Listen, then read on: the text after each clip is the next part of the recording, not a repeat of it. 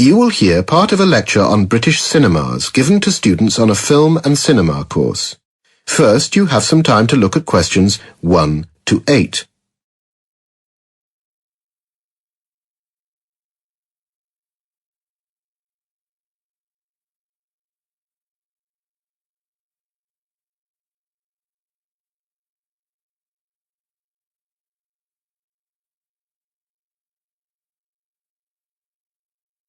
Now we shall begin.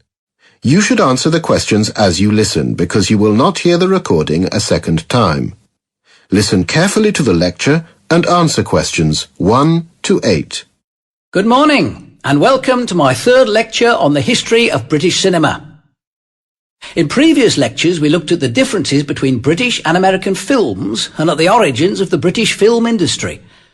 Today, we're going to examine British cinemas and audience figures. Those of us who grew up in the 60s and 70s got used to hearing about the decline or even the death of British cinema. Audiences shrank and cinemas closed, reaching an all-time low in 1984 when the total number of seats sold was only 54 million. So it's somewhat surprising to note the revival which the cinema has been undergoing in recent years. Audiences are growing steadily, although they're never likely to reach the figures of the years leading up to 1950. When cinema attendance was at its height. In the best year, 1946, more than 1,600 million tickets were sold.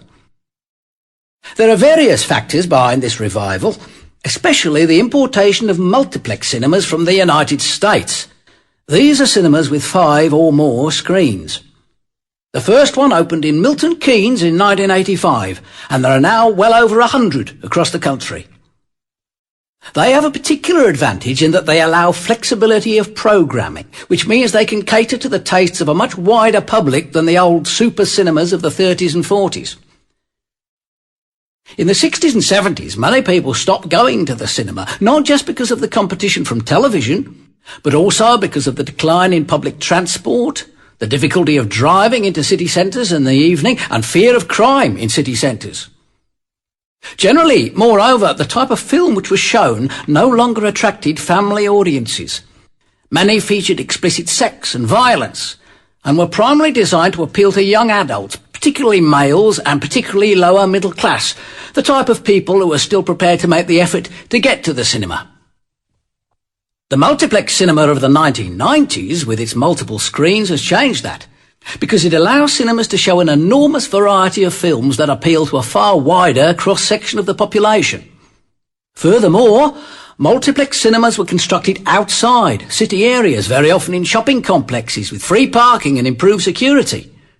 This reason for their success is similar to that of the super cinemas of the 1930s and 40s, which were located on bus routes to make it easy for the public to get to them. Another factor which partly accounts for the cinema's recent success has been the re-emergence of a cinema-going habit, which was common in the 30s and 40s, but which later disappeared.